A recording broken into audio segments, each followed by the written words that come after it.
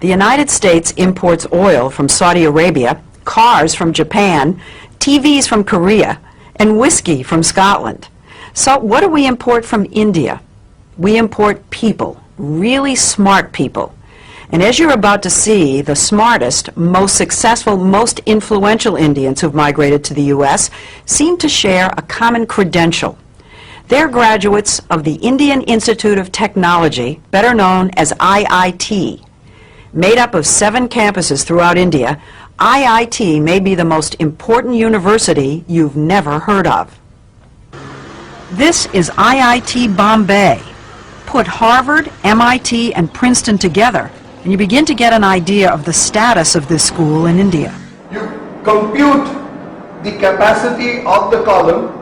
IIT is dedicated to producing world-class chemical, electrical, and computer engineers. And then you plug this back in and you... With a curriculum that may be the most rigorous in the world.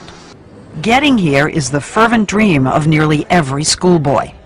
With a population of over 1 billion people in India, competition to get into the IITs is ferocious. Last year, 178,000 high school seniors took the entrance exam called the JEE.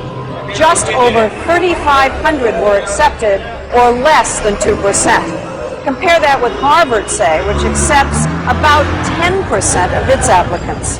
The IITs probably are the hardest school in the world to get into. In the whole world.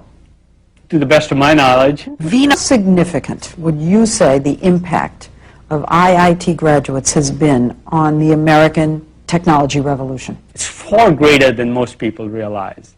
Microsoft, Intel, PCs, Sun Microsystems, you name it. I can't imagine a major area where Indian IIT engineers haven't played a leading role. Leading role. A leading role, and of course the American consumer and the American business in the end is the beneficiary of that. It isn't just high tech. The head of the giant consulting firm McKinsey & Company is an IIT grad. So is the vice chairman of Citigroup and the former CEO of U.S. Airways. Fortune 500 headhunters are always on the lookout for that IIT degree. That they are favored over almost anybody else. If you're a WASP walking in for a job, you wouldn't have as much pre-assigned credibility as you do if you're an engineer from IIT. 90% of IIT students are male, and the young men we met in Bombay know they're hot commodities. The American companies love the kids from IIT.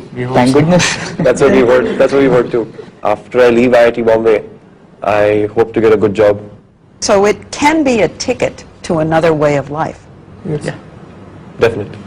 And a ticket out of India. How many of you think that you're going to end up in the United States? For a while, I think all of us would be there. Maybe at for some work. stage. At some stage. That's not the way it was supposed to be. I want my country to be strong.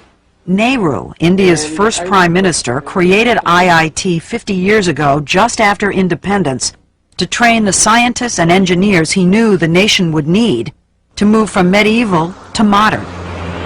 He never imagined India would be supplying brain power to the whole world. Would you say that IIT graduates are India's most valuable export? Yes, undoubtedly. N. Ram, one of India's leading journalists, says that because the stakes are so high, a kid starts preparing early. Age 7, 8, 10. By the 10 you know whether you're made for it or not. 30 to about 8, they're grilled and then they go to school. Regular school? Regular school. 4:30 to 8 a.m.? Yes. Are you saying they do that every day? Yes, every day for that period. 2 years? Particularly 2 years. Classes 11 and 12. You do nothing but study. And parents hover and push and fret. I normally stay up all night and study for my exams. How many hours? It was close to 6 hours. 6 hours of testing, then an excruciating month-long wait for the results. They put them up on the web and you can call them up, and after 10 days you get a letter. So but it's on the web so everybody knows. Yeah. You never get your marks. You just get your All India rank. You just get your rank. Rank, so you first, second, third in the country. Right. Yeah. So it goes from So 1 everybody to 3,000 roughly. So if you were 2,999, everybody knows. Everybody knows, and you're considered really lucky. The top rankers get their photographs in the paper and all. So The high ranks, the high Yeah, ranks. he's one of of them. course. You were one of them? Yeah, somewhat, yeah. What number? I was 196. Did you get your picture in the paper? Oh, yeah.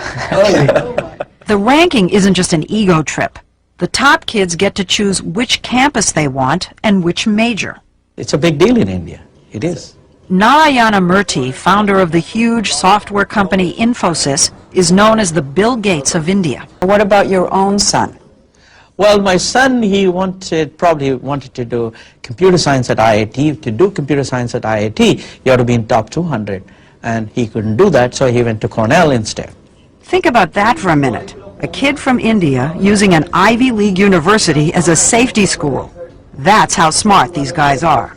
I do know cases where students who couldn't get into computer science at IITs, they have gotten scholarship at MIT, at Princeton, at Caltech. Yes, sure.